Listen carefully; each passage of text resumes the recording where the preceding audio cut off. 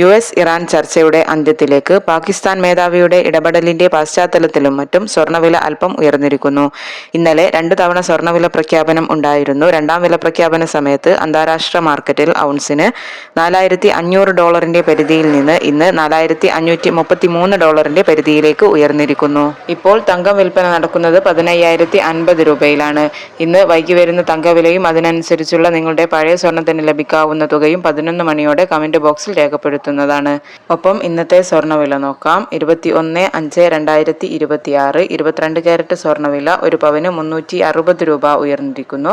ഗ്രാമിന് 14,660 രൂപ. ഒരു പവന് 1,17,280 രൂപ. 18 കാരറ്റ് സ്വർണ്ണവില ഒരു പവന് 280 രൂപ കൂടിയിരിക്കുന്നു.